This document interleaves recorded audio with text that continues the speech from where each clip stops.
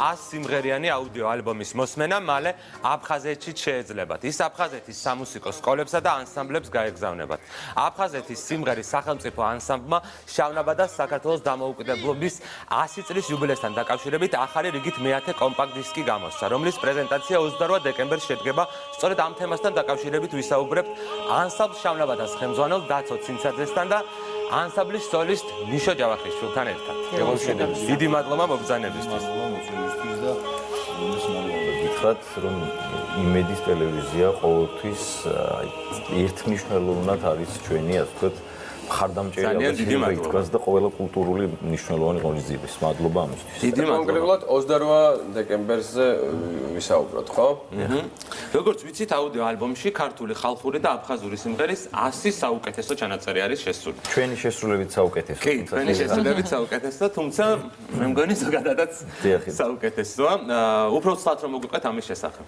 ალბომის შექმნის იდეა, ამ ტიპის ალბომის შექმნის იდეა გაჩნდა მაშინ, როცა უცხოეთში ყოველ ჯერზე როდესაც მივდიოდით, თან დაგვქონდა სხვადასხვა გამოცემა, რომელიც გულისხმობს 20 სიმღერას ან ყველაზე დიდი 25 სიმღერას აუდიო ალბომის. ეს გამოცემა არის MP3 ფორმატის, რომელიც გულისხმობს უფრო დიდ მოცულობას, დიდ ტევადობას და ვიფიქრეთ, რომ უცხოეთისთვისაც ძალიან მნიშვნელოვანია, როცა გადიხარ ქვეყნის ფარგლებს გარეთ, განსაკუთრებულად უნდა ვეცადოთ, რომ მეტი გავავრცელოთ და მეტი დავტოვოთ ჩვენი კულტურის. ამიტომ ეს იყო შესაძლებლობა და ამ ფორმატით გავაკეთეთ. თუმცა პარალელურად გაჩნდა ეს ბევრი იდეა ამასთან დაკავშირებით, რომ მით უმეტეს წელს 100 წლის იუბილეა დამოუკიდებლობის და აფხაზეთის სიმღერის სახელმწიფო ანსამბლის სახელით ამის კეთება კიდევ სხვა მნიშვნელობის მატარებელია. ამიტომ არის 100 სიმღერა? ამიტომ არის 100 სიმღერა. როგორ მოახერხეთ და რამდენ ხანში მოახერხეთ?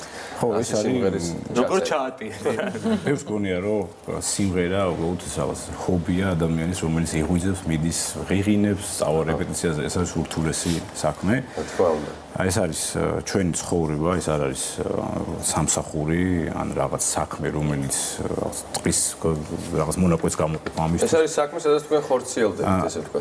ეს არის მთელი ისტორია შავნაბადასი, სადაც აი მთელი ამოსუნთ, რუისმენა ყველაფერს. რამდენ წლიანი ისტორია?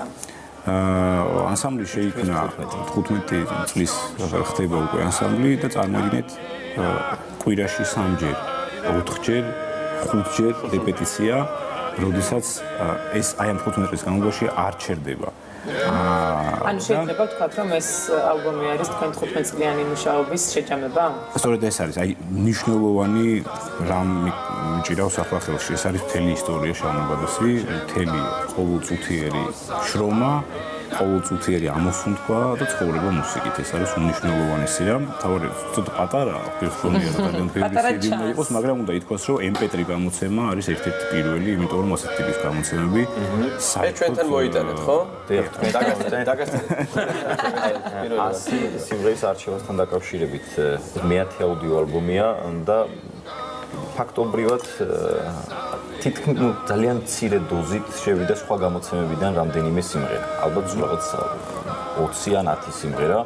სხვა მხრივ დანარჩენი არის უახლესი 40-ზე მეტი ჩანაწერი, რომელიც არც ერთ ალბომში არ შესულა და ფაქტობრივად საზოგადოებისთვის ცნობილი და ასევე არის და რა კრიტერიუმებით შეერჩეთ ეს სიმღერები, რომელიც არის საკონცერტო ჩანაწერების საუკეთესო ნიმუშები, თუმცა არ არის შესული თითქმის სამგალობლო აი ეს რეპერტუარი, რომელსაც 3 ტომეული გამოსცა ანსამბლმა წირვის, ხოცის, წუხრის და რამდენიმე კრიტერიუმი აი საკმაოდ რთული იყო. უცხოელად გითხრათ, მთელი თვის განმავლობაში ვიჯექი და ვისმენდი აი შავნაბადას რეპერტუარს, რომ ამერჩია ეს სიმღერა და ხშირად მეორდებოდა ერთ და იგივე სიმღერა. ბევრჯერ გვაქვს ნამღერი, ვთქვათ, ჩაკრულო ან ზამთარი თუ ხასამლებურა არის, როცა ისმენ, მე მაგალითად როცა ვისმენ ამ სიმღერას, მე ვეღარ ვისმენ, იმიტომ რომ ძალიან ბევრი რაღაც არ მომწონს უბრალოდ შესრულებაში, ჩემ შესრულებაში პირველში.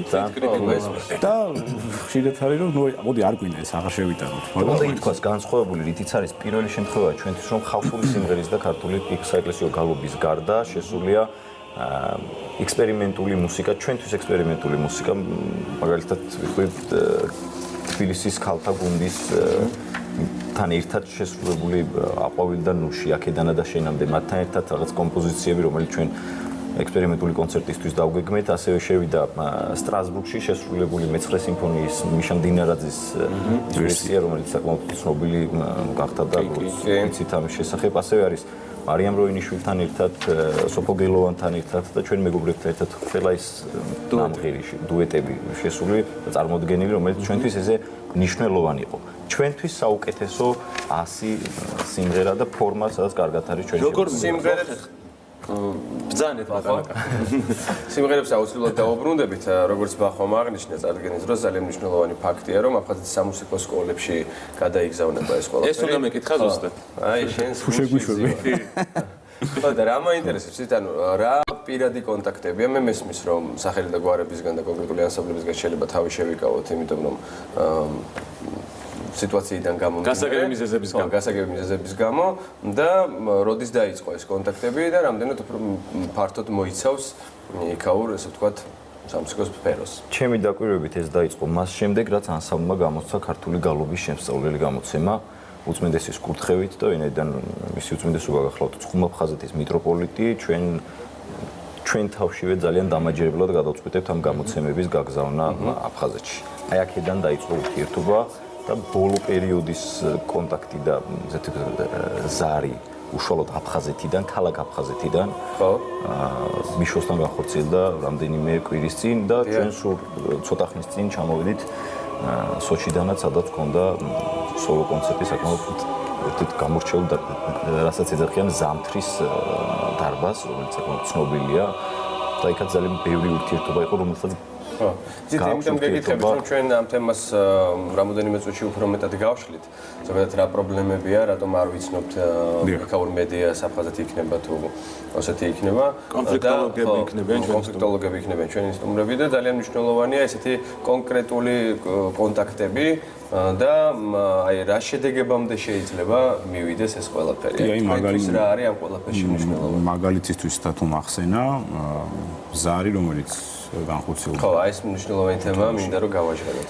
გალიდან და საუბარი იყო შავნაბადა სკოლებთან დაკავშირებით.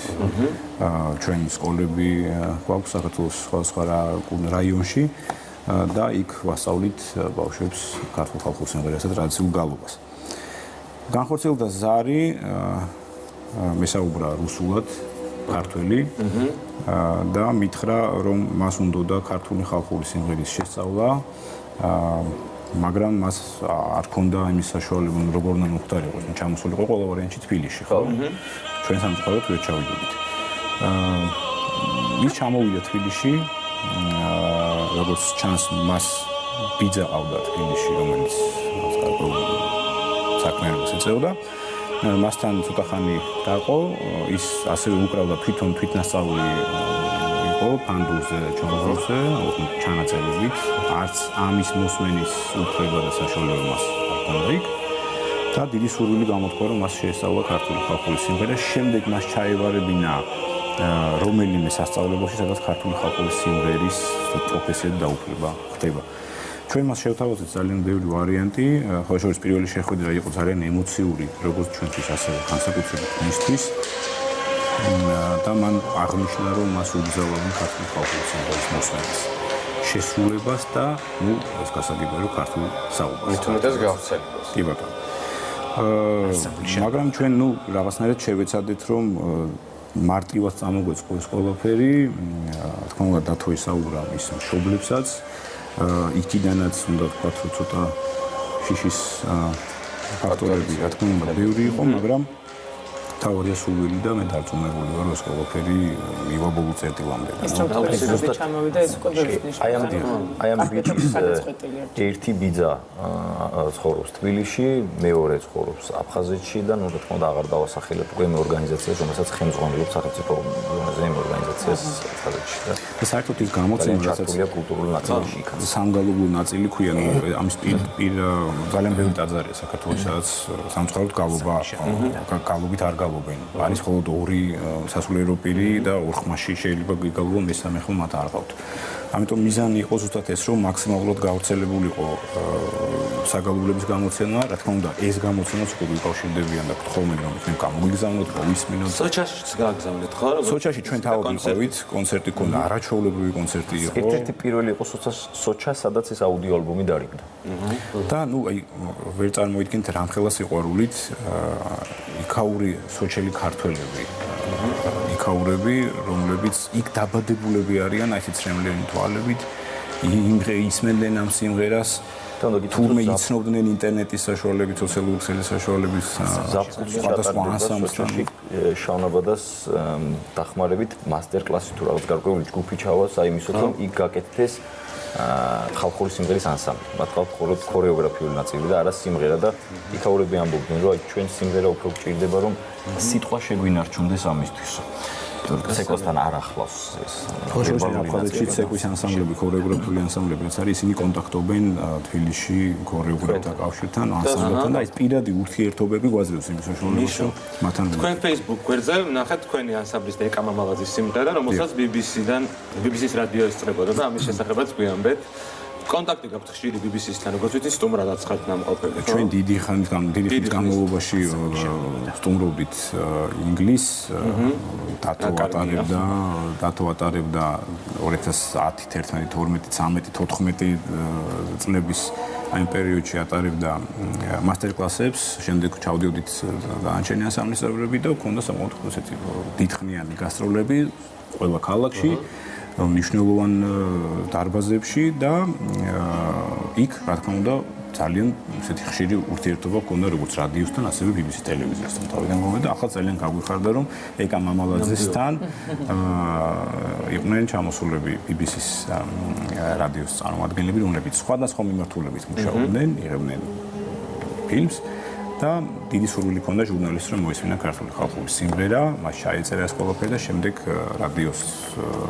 რადიოში გაიგეთებდნენ რაღაც პატარა თავის ჩანახატი ქართული ხალხური სიმღერის შესახებ. ჩვენ გვესტუმრა ეს ადამიანი, ვიმღერეთ რამდენიმე სიმღერა, სხვადასხვა იქვე დაიბადა ესეთი აზრიც, რომ ეკა მამალაძემ ჩვენ ძალიან ახლო დუეტი რომ ჩაიწერა და ვიმღერეთ მეგრული სიმღერა, რომელსაც ეკა არაჩვეულებრივად ასრულებს ხალხურ სიმღერას. როგორც ყოველთვის. დიახ და როდი შეიძლება თქვენი მოსმენა სამომავლო გეგმები ბარემესიკადათო. ამაზე რო არ გაჩერდებით გასაგებია. გასაპირებთ ხოჩი ამ პერიოდში ყველაზე ესეთი გეგმება, უნდა ითქვას, რომ იგეგმება კონცერტი, სადაც ქართული ხალხური სიმღერის შემსრულებელი ანსამბლები მონაწილეობას მიიღებენ, სხვადასხვა ხშირად არ ეძლებათ ხოლმე ანსამბლებს იმის საშუალება, რომ ასეთ დიდ კონცერტებში გამოვიდნენ, მაინც უფრო საესტრადო მიმართულებით მიდის ეს კონცერტები, მაგრამ ამ ჯერად მერიამ როგორც ვიცი გადაწყვიტა, რომ მაქსიმალურად 2 იანვარს არის ჩვენი და ისიც ვიცით, რომ თბილისის ქალთა გუნდის საიუბილეო კონცერტზეც თქვენ საპატიოდ მიწვეული სტუმრები დავაანონსეთ ჩვენ ეს იქნება ხვალ. ხვალ კი. რაც შეეხება 28 რიცხვია, სადაც ჩვენ გვექნება არის რამდენად ესეთი ახალ, მაგრამ დახურული ღონისძიება, რომელიც გულისხმობს აი იმ ადამიანებისთვის კიდევ ერთხელ მადლობის თქმას დავიწყეთ თქვენი ტელევიზიიდან და აუცილებლად უნდა თქვა საზოგადოებრივი რადიო, სადაც ეს 100 სიმღერა ჩაიწერა და მომზადდა. იქნება აფხაზეთის განათლებისა და კულტურის სამინისტრო და ქალბატონი მინისტრი თავად, რომელიც მართლა გულანთებული გვიდგას გვერდით.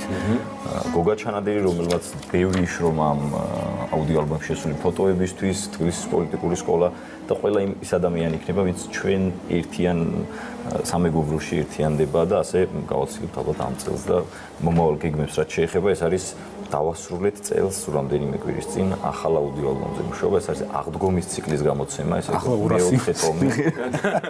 200 ძალიან დიდი მადლობა მობრძანებისთვის. საინტერესო საუბრისთვის, წარმატებას გისურვებთ. ჩვენ ხო, ეს როგორც